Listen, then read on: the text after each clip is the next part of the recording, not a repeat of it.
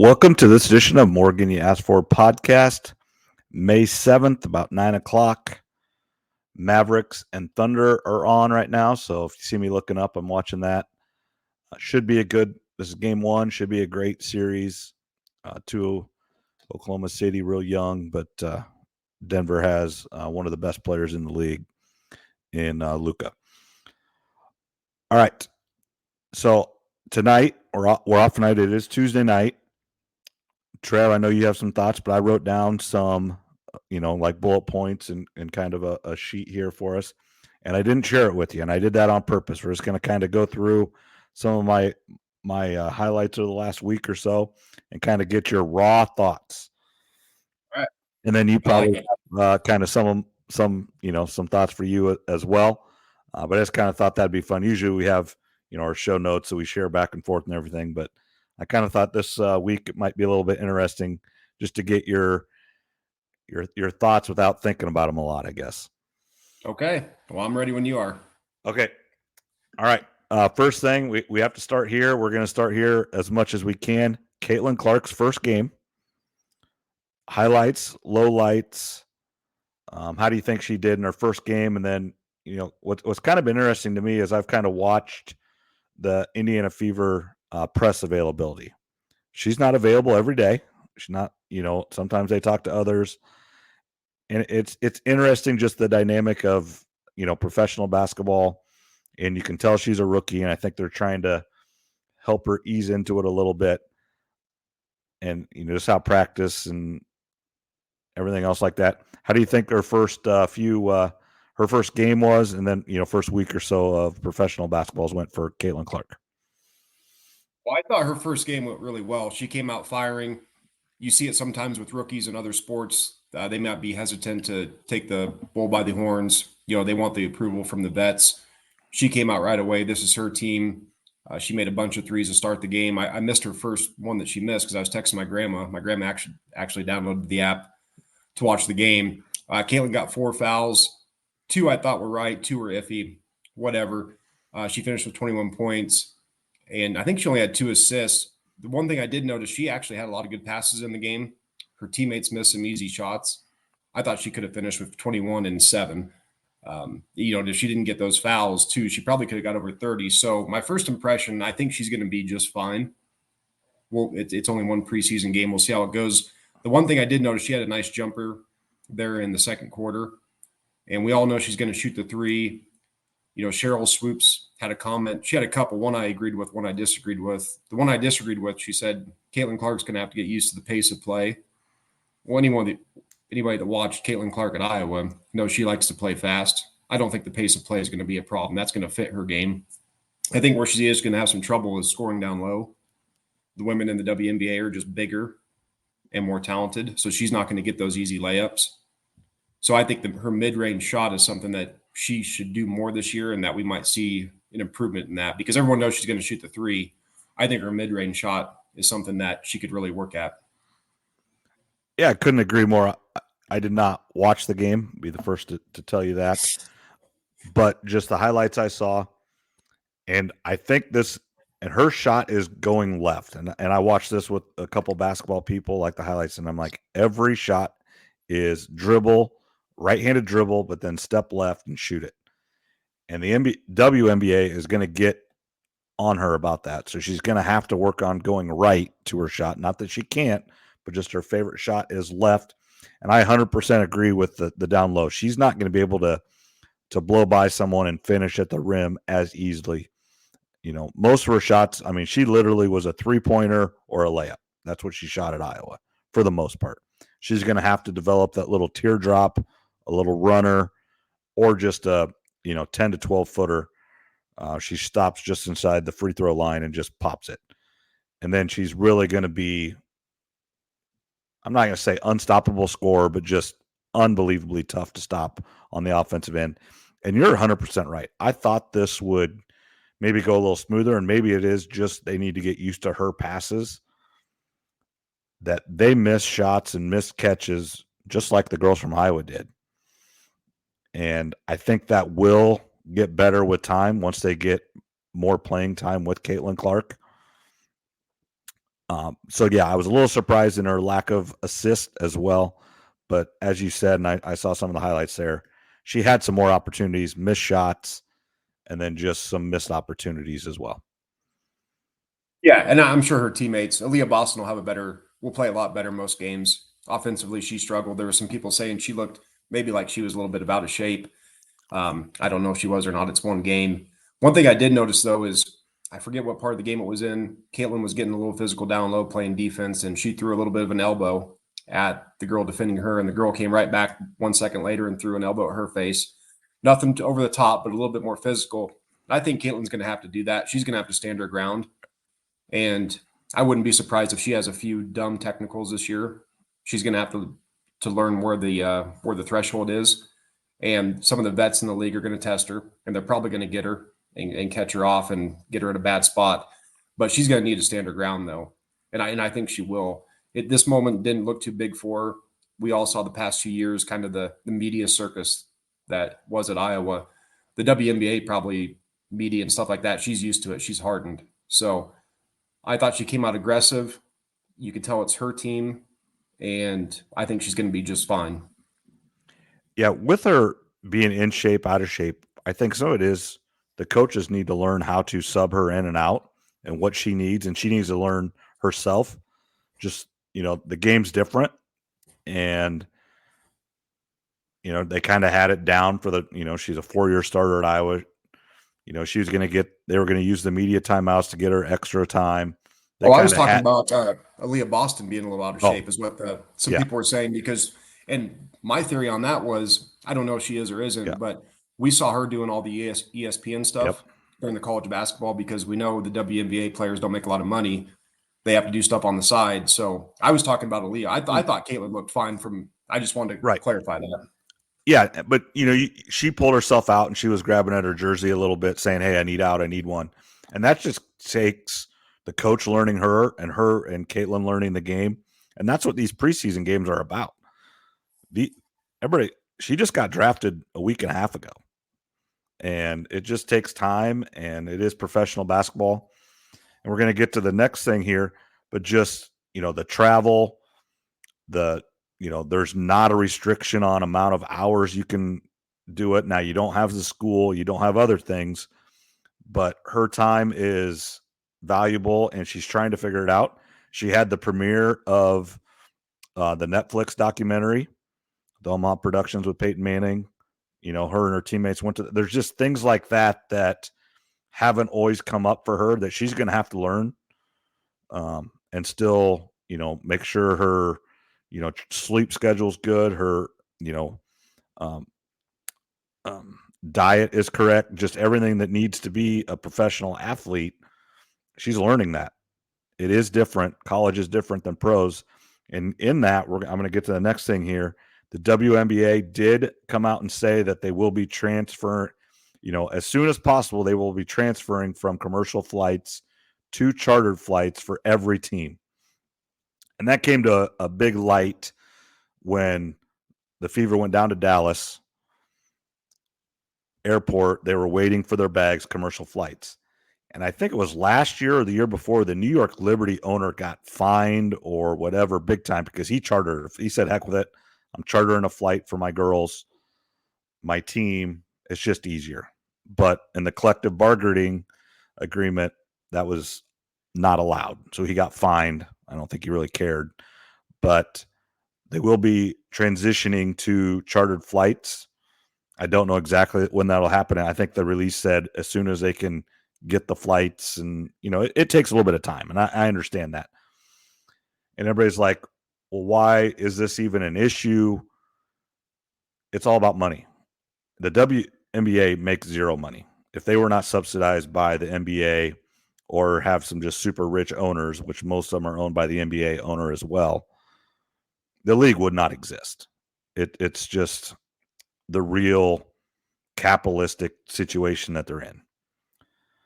I heard, I think Andy Fales on What's Bugging Andy said last year was a 20-year high for the WNBA finals, and the highest was like 792,000 people watched it. The WNBA or the NBA championship last year averaged 11 million. It's just not the same. And so they don't have all the creature comforts. And this is one of the things that might have brought Caitlin Clark back. She's used to flying chartered flights everywhere. The Iowa women's basketball team does not fly commercial. Aaliyah Boston of South Carolina did not fly commercial. UConn does not fly commercial. LSU does not. Everybody talks about that $100 million contract that the TV gives for the football, which is true, but that funds all these other teams in college to be able to do that stuff. So, yes, football is where all the money is, but that money is also transitioned to these other sports and able to do that because the Iowa women's basketball team on their own, now the last couple of years, I'm sure they made money, but over the history of women's basketball, they lose money every year, and they are subsidized by the football program and the rest of the athletic department and able to do that, or else they would be riding a bus or flying commercial. Like even, basketball is a little bit different. Softball teams fly commercial a lot. Golf teams fly commercial sometimes. Volleyball, it just depends on the university and what they decide to do, or sometimes they do chartered, sometimes commercial. They all have a budget to meet, and whatever it is, they use it to the best of their advantage. But it is good to see that they're transitioning to chartered flights. And I think some of it also comes down to the publicity and almost like safety of players. I think people are understanding how much Caitlin Clark just gets mobbed. That's kind of not the best maybe word for it, but just everybody wants to see her. Everybody's screaming. Everybody's yelling every time they see her. And that always hasn't been the case. And it's a good thing for the WNBA. And they're getting out ahead of it, I think, a little bit. And that's good. What are your thoughts on that? I know that was a ramble by me, but it's the Caitlin Clark effect. For the WNBA, this is their Tiger Woods. This is their Michael Jordan. So take advantage of it. Ticket sales are up, obviously, for the Indiana Fever, but a lot of the WNBA teams, tickets are skyrocketing. They're moving to bigger arenas. So the explosion is there. The support is there, and you got to take advantage. One thing I wonder about, some people won't like this.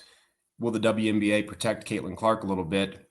Will they talk to some of the other teams like, hey, this is our unicorn? Make sure that somebody doesn't push her from behind, in a game, to the ground, or where she breaks a bone in her face or something. Make sure there's no cheap shots, because they don't want Caitlin Clark or any of these young stars, Angel Reese, Cameron Brink. They don't want them on the sideline. They want them out there on the court if possible. We see the NBA, this load management stuff with, LeBron's older, but Kevin Durant, Kawhi Leonard, some of these guys, it really hurts the product. So if the WNBA is smart, not that Caitlin Clark should get away with, fouling and stuff like that, just make sure there's no cheap shots, because you don't want her taking something, like I said, getting shoved from behind, getting pulled down or something, breaking her leg. You want her in the game, because right now as a movement, you got to take advantage of it. Yeah, and even not necessarily talking to teams, but the officials. Is she going to get that extra step? Is she going to get, the benefit of the call, the Michael Jordan whistle? She should, and that was the biggest thing in last year's title game with LSU and Iowa, where Angel Reese and Caitlin Clark were on the bench, and that was the biggest issue with the officiating, was your stars weren't out there, and it was on both sides. It wasn't just Caitlin Clark, and it was not a good call to get her there, but both sides had the foul trouble. You and I talked about, I think one team had 18 fouls and the other had 19. So it was bad all around. It didn't change the outcome of the game, but like we said, it just ruined it for the TV audience. There was a whistle every 15 seconds, and you don't want your stars on the bench at all. Yeah. And then, just women's sports in general are more popular, and the more you put them on bigger networks and bigger TV, more attention, more money. And, if looking 3 years ago, it would have been a great opportunity to buy a WNBA team if you had that kind of money and you're only going to go up. It was a risky business 10 years ago, but 3 years ago, it would have been a pretty good investment. Looking ahead, looking back to what we know now. Anything else with the WNBA or Caitlin Clark in particular? No, the preseason game was fun. I watched it all. I think I'm going to get into it. Like I said, I'm going to give it a chance this season. So they play again Thursday night this week versus Atlanta. And then next week, May 14th on Tuesday is their first regular season game on ESPN Plus and ESPN2 I've written down. So you can What download time the is app. that on Thursday? Because I'm actually very interested in that. 6 p.m. Iowa time versus Atlanta. Okay. And if All right. you can download the WNBA app on your phone or smart TV or whatever, and should be able to watch it. Well, here's why is I'm actually going up to Muscatine. We play our golf regional in Muscatine. We're actually going to go up on Tuesday, play a practice round, and stay all night in a hotel. And so probably right after our practice round, we'll head to a place that would have that game on TV, eat dinner, watch the game, and then go back to the hotel for the night. That's why I thought it was that night, but I could not remember for sure. So 6 o'clock. So, okay. Yep. Be good. No, that should be good. Last little note, Kate Martin made the final 12. That is awesome. Mm-hmm. And one thing about that, it is great, but as Keith Murphy posted on Facebook, it's just like any other league. She did make the team, but that doesn't mean she can't be cut during the season. Doesn't mean other moves can't be made. But I think what really helps her is she's just an all-around good player at everything, handling the ball, defense, shooting threes, hustle. So I think that really helps her. And I'm glad she made the team. That's pretty cool. Yeah, absolutely. All right, now let's move on to a couple Hawkeye topics, and I'm going to name this one the Hawkeye QB problem. They have one healthy QB on their roster, Marco Linez, and from what I heard, now I would be shocked. I should have went to the roster and looked. They do not even have a walk-on on their team right now. That's a quarterback. That's healthy. Obviously, Cade McNamara is still there, but Marco Linez is the only quarterback in the QB room right now. And I don't know who you're going to get. I mean, there's a couple guys the transfer from Northwestern. Huh? Is it Booty from Oklahoma? Yep, General Booty from Oklahoma. And then Sullivan from Northwestern. And then Brock Heward's nephew is from a school out west. There's those are the top three quarterbacks that are in it right now. But they got to get somebody. I'm so out of touch with Iowa football right now. It's not even funny. I didn't even know that. I just know we had Cade coming back. We have a new offensive coordinator, and that's about all I know right now. So yeah, if that's the case, obviously we got to try to bring someone else in. Brock Heward's, you say it was his nephew? Mm-hmm.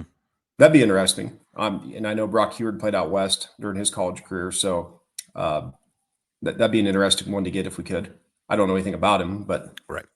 Yeah, I don't know much about any of them. I think the Northwestern guy, Sullivan, and then General Booty, that's just a funny name, so it'd be kind of fun to have him. And I think General Booty was a pretty highly recruit. I mean, obviously, if you go to Oklahoma as a quarterback, even if you don't play, which he barely did, you don't go to Oklahoma as a quarterback on a scholarship if you're the number 100 quarterback in the country. You just don't. Yeah, I'll take an Oklahoma quarterback over Deacon Hill any day. And then also just kind of on that same thing, Spencer Petras wins the Utah State job. And Spencer Petras looks better and better and better the more you look back. I saw a Facebook post about it. He had he completed a bunch of passes, touchdowns, like only one pick or something in the training camp or whatever. So from that post, it looked pretty good. But yeah, I'll be paying attention to how he does out here. I'm actually in Utah right now. I'm not too far from the campus. Awesome, very good. I should go see if he's out there throwing right now. Actually. Yeah, he might be. There's still some daylight out. I say that is. I mean, it's just 9 o'clock here, and I just took the trash out, and yeah, it's just a still hint of light. It's great this time of year. Second kind of Hawkeye thing, the swarm problem. I don't know if you heard about this on social media or anything. The swarm is obviously the NIL, of the Hawkeyes, and Brad Heinrichs, who's the CEO of that, has went on, podcasts and articles and getting interviewed and everything, and just essentially begging for more money and more members, which there's never enough money. I understand that. Iowa State's in the same. You always want more because somebody always has more. Ohio State has more money. Kind of the thing is Ohio State has more money in their quarterback room than Iowa does on their entire team, which I don't really probably disagree with that. but I don't know if that's what you want. But the big questions I had was he was hoping to have, like 10,000 members now, and there's like 2,900, I think is what I heard, or something to that effect. If I'm a little off, I'm sorry, but that's what I had written down here. And I understand where he's coming from, and they need more, but it's and I do not donate to the We Will Collective on a monthly basis. There's different things I've done. I'll buy the beer, I'll buy the frozen pizzas. I've went to We Will events where you got to pay $20 to get in, and that money goes to the We Will Collective. But I'm not a $10 or $20 a month, like member, if you want to call that. But the problem is those people that are paying this are the fans, and we already pay for the right. We join the Cyclone Club or the whatever the Hawkeye version, I Club.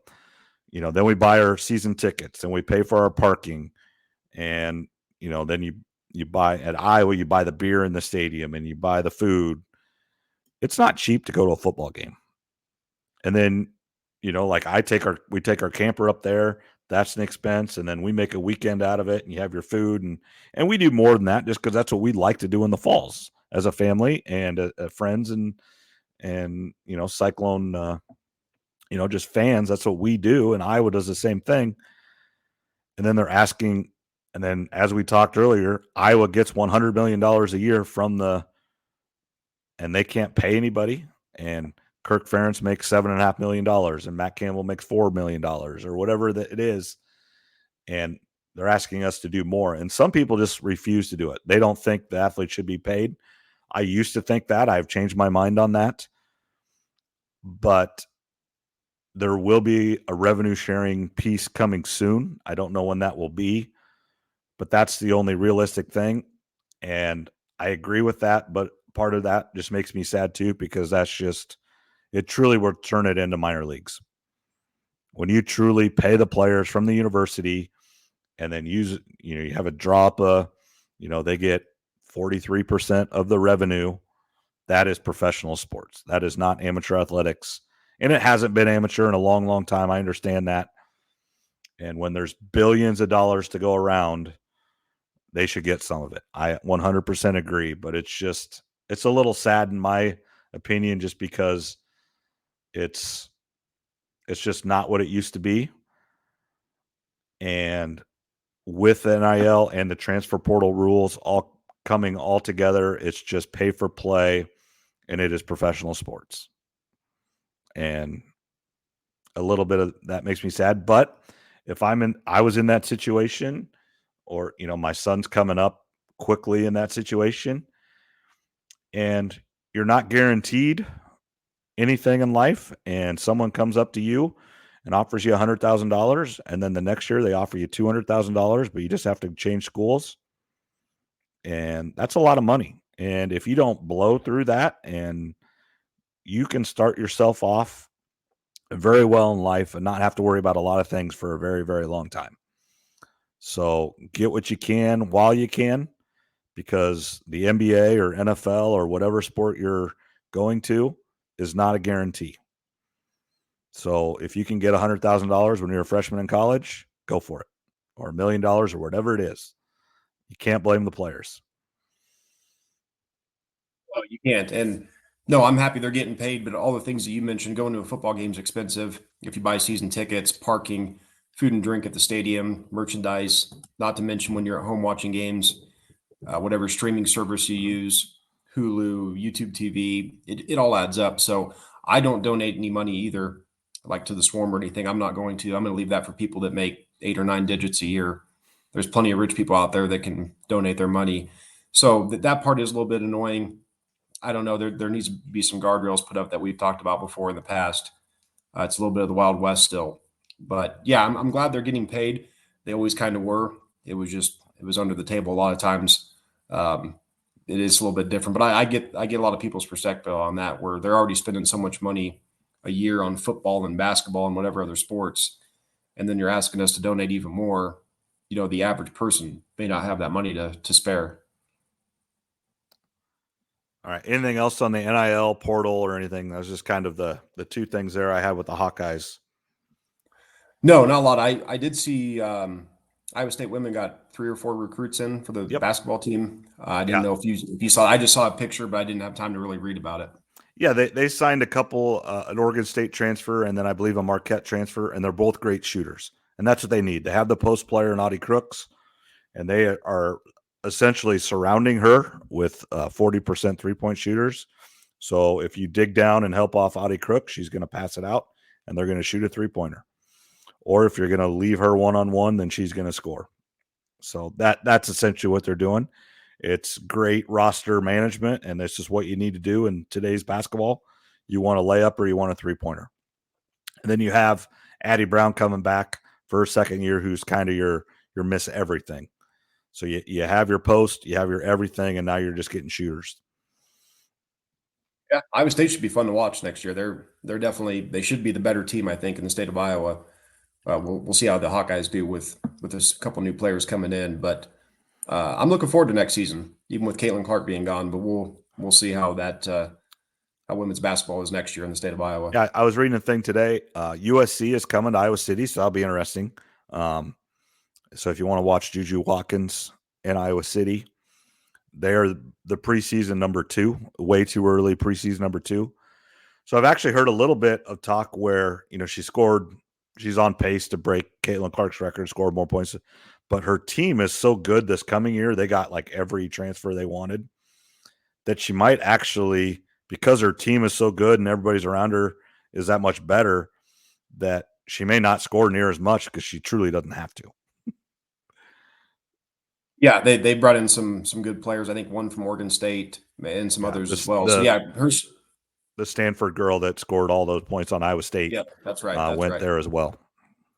So yeah, her scoring might come down, but yeah, I mean between them, South Carolina, UConn, probably those are like the 3 favorites I would think right now. I believe that was the top 3. Okay, now let's move on to the NBA playoffs. I'm watching right now the Thunder and the Mavericks, close 2-point game here in the second quarter. But really, the story are the Timberwolves over Denver. And they are not just beating Denver, the defending champs, but they are absolutely making it not close. And Anthony Edwards is making a case for, I'm not going to say the best player in the NBA, but the most exciting player in the NBA. And getting comparisons to Michael Jordan. He came out and said, do not compare me to Michael Jordan. He's the greatest ever. Doing the best I can. I'm playing well. I mean, wasn't denying that he's playing well, but he's not Michael Jordan. And it is amazing to me that they went 5-13 at Georgia in the conference when he was there. He's fun to watch. I watched that game Yeah. last night, bits and pieces of it. Have you seen the things going around social media where he might be Michael Jordan's son? I I did, haven't because seen all of it Jordan yet, was but saying something how in 2001 he, must have just got divorced from his wife or didn't care about being whatever. Yeah, and there was a lot of women were involved that year or so, and that's how old he is. yeah, I mean he's fun to watch. And as I texted you earlier, a lot of the old guys are out. LeBron, KD, Steph, Kawhi, they're out, and it's kind of the changing of the era, I think. And a lot of these young players now have either exploded or it's their time, or they're it's a little bit different with Minnesota, Oklahoma City. These are teams that we normally don't think of, Right. and they're the future, it looks like. I saw that there are only, of the teams that are left, there are only 6 starters that are over 30. That's unbelievable. Mm-hmm. And I'll be honest, I don't watch the NBA at all during the regular season. I just the load management thing just drives me absolutely insane. So I can't watch it. I refuse. But the playoffs I'll watch. There are so many of these players. I have no idea where they went to college. Zero clue. I have no idea even who they are. And then you go look, and they played 1 year at Kentucky or 1 year here. There are a lot of Kentucky guys in the NBA. And how Calipari didn't win more than one title at Kentucky is just unbelievable to me. Yes, but I don't know any of their names. I don't know a lot of them either. I'm a casual I don't watch regular season just like you. And then when playoff time comes, I'm just a casual or below casual. But this playoffs, I'm gonna start paying a little bit more attention. as I text the Knicks playing the Pacers. That's kind of a fun matchup. It's been a long time since the Knicks have won a series, and the Pacers as well. So those are two franchises that we kind of grew up watching in the those Jordan two days. teams, Reggie Miller and John Starks and Patrick Ewing, and I mean that was Spike Lee and Reggie Miller with the choke signal, and I mean that was bloodbath. These guys today wouldn't have I don't even John Starks fouling you or Reggie Miller fouling you in 1991 or 1993. These guys today wouldn't have a clue what's going on. They would, Michael Jordan just got taken. I watched the highlight the other day that Lambeer just took out Jordan. Just flat. He fouled him, he raised his hand, but he had no intention of being even remotely close to the basketball. It was just a foul to take Jordan out. Yeah, Lambeer was a monster. You literally could just about throw guys on the floor back then. Right. Today, it's a lot more finesse, more skill. But yeah, it would be interesting, the old school guys versus the new school. If you could play by old school rules. Play 10 games of old school rules, play 10 games of the new school, and just see how it goes, because it would be two drastically different games. Yeah, now I will say this: these guys today are such better athletes that I think they'd have Lambeer would not. I don't know if Lambeer would be in the NBA today at the same skill left. But the issue is the training and everything's so different that he would have done all that training, so he probably would be just fine because he was the best in the world then. And if you gave him everything equal, he'd be one of the best in the world now.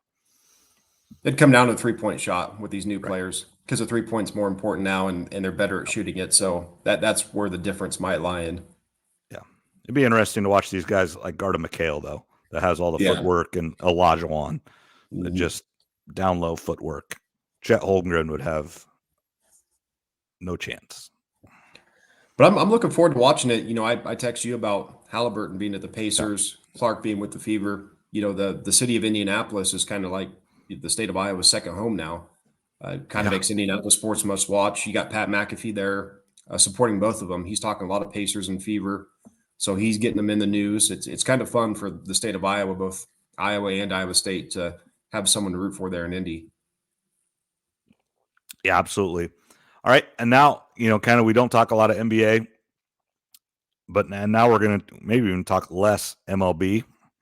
And this is selfish on my part. Twins, 12-game winning streak, going from 7 wins to 19 wins, lose 1, win 1, and I think they're down tonight.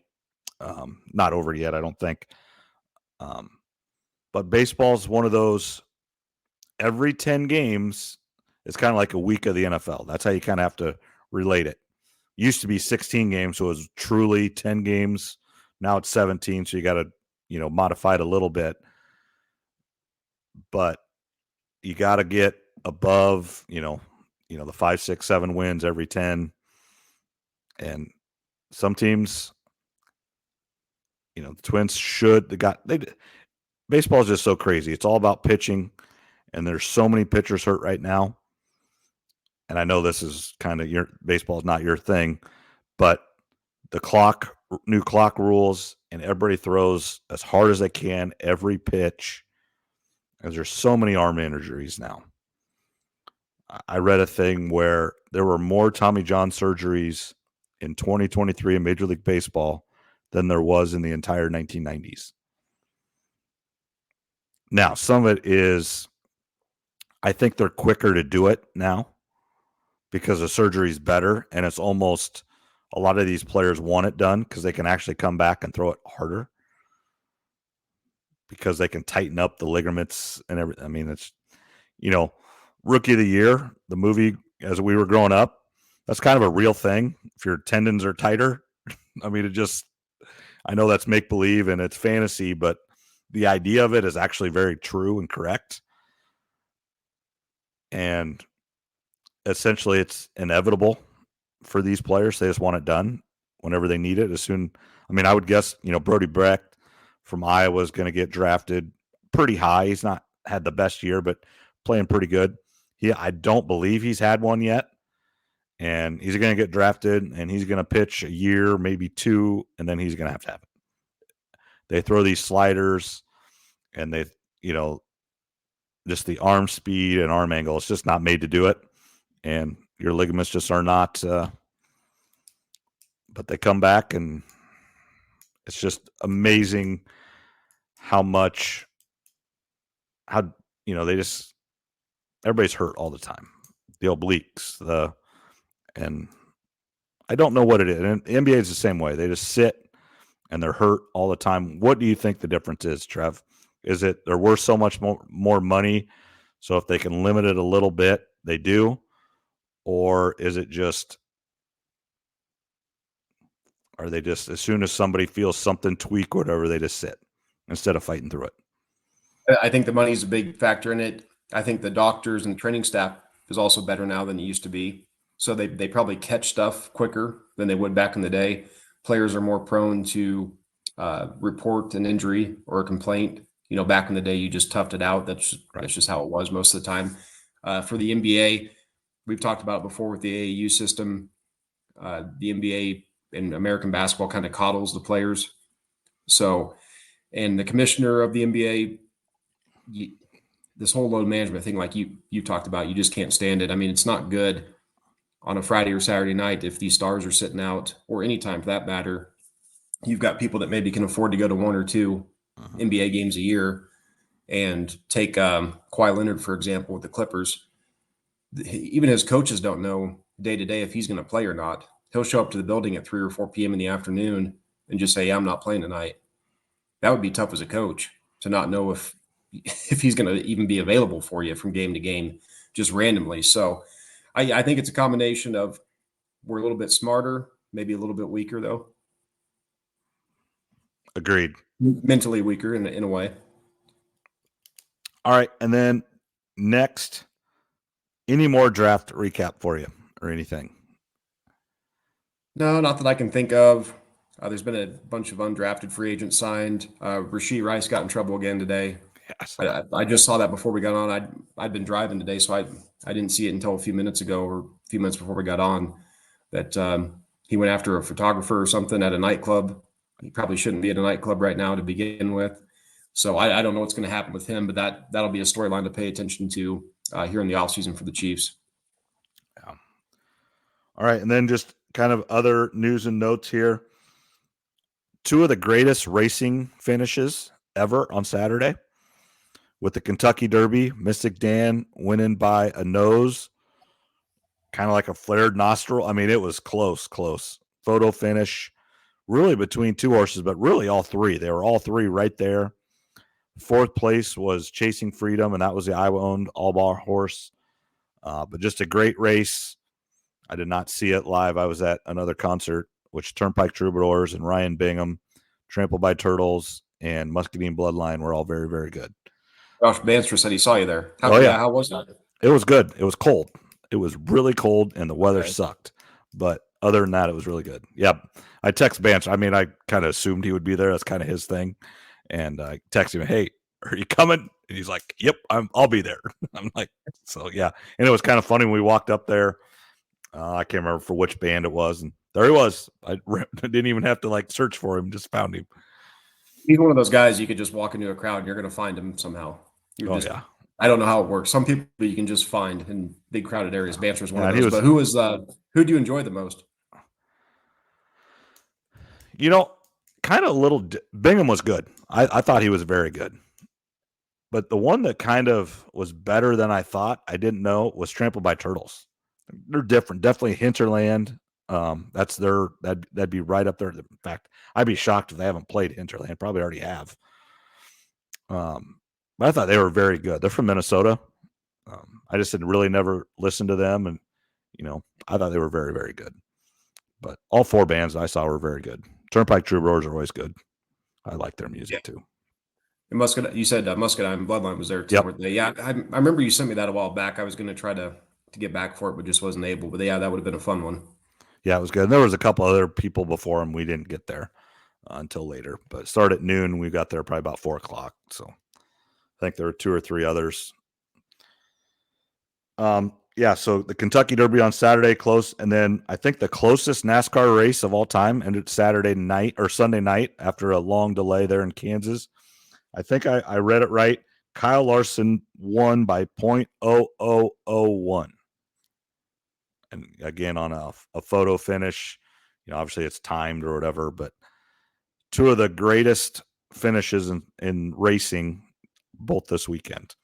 Again, not a NASCAR fan, didn't watch it, but that's still pretty cool. Yeah, I saw the picture on Facebook. It was definitely a close finish there. For the Kentucky Derby, I know lots of people like to get dressed up for it. Yeah, Usually, it's fun. the I've done Riley's it. do a big thing. I see people going up to Prairie Meadows Yep. betting. It would be fun. That's something I'd like to go do someday, Yeah, just to too. experience it, because it's an all day event apparently, which is not Yeah, surprising. there's like 10 races that day. It's not. That's like the last race. There's races all day, and actually, there's races all day. Friday's a big race day too, so it's kind of an all weekend deal. Yeah, an all weekend deal and a lot of money. That's about all I know. Right. Okay, and then the last thing, kind of from me, is the Tom Brady roast on Netflix. I have not watched it yet. I'm trying to watch it later this week or this weekend. Just haven't been home. We've had golf meets and everything. From the highlights, we've all seen the clips. It seems to be awesome. They went after him. He went after others. It's exactly what a roast is supposed to be. Couple of highlights. The best is the NFL spent $20 million on Deflategate. He's like, they could have given me $20 million and I just told them I did it. That was pretty good, I thought. Yeah, I've seen some of the clips. I listened to John Middlecoff's podcast today while I was driving. He's a former NFL scout, and he'd heard about it before. He thought it was going to be dumb, and then he saw a bunch of people tweeting about it, and it's very R-rated. He's like, that's what a roast should be. So he actually started watching it, and he said it was awesome. He's like, that's what I want a roast to be. Comedy, towing the line. There were some jokes about Aaron Hernandez I saw in different things, but the little bit surprised Tom Brady did it, but it sounds like it's well worth the watch. So yeah, I'm probably going to watch it over the weekend. Absolutely. All right. Yeah, just with that, the best thing about it was live. So there's no editing to it. And there, like you watch the Comedy Central roasts and everything, obviously that's edited and they put it together. So, obviously the roast might have lasted 4 hours, but they got to get it to a 3-hour TV show or whatever they decide to do. This was live. So what you see is what happened. And Netflix is killing it right now. I mean, that's a whole nother, topic that we could talk about for a long time that we don't need to today, but Netflix and that's the argument going forward with Amazon Prime or Netflix or Google. These companies have more money than Fox and ABC, and when these companies want to jump in the live NCAA, NFL, NBA, the basic over the air TV stations might be in trouble. It might be. The problem though is the thing that still sells on regular cable television is politics and sports. And if you put sports behind a paywall, the NFL will always probably be good, but you run a risk of losing quite a bit of audience. But you're right. I mean, Netflix and they've got a lot of money. There's no doubt about it, and they're doing really well from everything that I read and hear about. Right. These are some of the biggest companies in the world. Mm-hmm. ESPN, if you put football behind the paywall, the playoff game between the Chiefs and the Dolphins did well, but it probably would have done better on regular television. Oh, absolutely. So I think that'll always be the case, just because there's a lot of old school people out there that are not going to pay for it. But if you put the Jets and the Titans with bad quarterback play on Peacock, a lot of people probably aren't going to pay to watch it. Right. And then you just got to think going forward, right now there's still a lot of people have no idea how to stream anything, but 10 to 15 years, everybody's going to know how to stream. Everybody, so that's why I'm saying going forward, most people, our parents' age and youngers, all can stream. You go too much older than our parents, probably it's hard. Not that you can't do it, but it's harder. But unfortunately, we're losing those people every day. Yeah, you're right. 10, 15, 20 years from now, there's probably going to be more stuff on streaming. I mean, it's just going to keep growing most likely. So yeah, that'll be interesting, especially with sports and the NFL, to see, who gets the rights, where they show it. Speaking of the NFL, I know we didn't have this down, but the schedule release should be coming within the next week or two. That'll be a big deal just to see a lot of the primetime games and when and where. Absolutely. Yeah, the NFL, they've got to figure it out where it's just never too far out of something big. And we've talked about that many, many times on here. All right, that's probably about good tonight. Anything else, Trev? No, I just text you about Brady, J.J. Watt, and Aaron Donald. I think there's a chance that one of them comes out of retirement this year. J.J. Watt's been pretty open about it. If you see him on the Pat McAfee show, he's staying in really good shape. Brady mentioned it on that Barber interview that I just saw clips of it. I didn't watch it. But if a really good team like the Dolphins or one of their quarterbacks goes down and they've got a good record, I think Tom Brady could come back and be a top 15 quarterback still. Right. And J.J. Watt, I mean, if he came back, you give him a week or two of practice, there's no reason he can't be a good pass rusher, on third downs and things like that. Aaron Donald, it's his first year in retirement, so maybe not so much him. But, if the Rams have a really good record, Sean McVay calls him up, there's 8 weeks left in the season, come back for a playoff push. I wouldn't be surprised if one of those three come back, if multiple of them. Yeah, they don't want to go through training camp. They don't want to go through the entire season, but half the season and the playoffs, okay. Yeah, I think they could all do that. And at their age, they've all played the game long enough. They know what they're doing. They'd be fine, I think. Yeah, absolutely. All right. Well, thanks, Trev. And again, thanks to everybody tuning in. Remember, just rate, review, subscribe at whatever podcast player you listen to. Obviously, we prefer Spotify, but we don't care if you listen to Apple Podcasts or any of the others, iHeart, Amazon, whatever you listen to. Thanks for listening. Have a good night.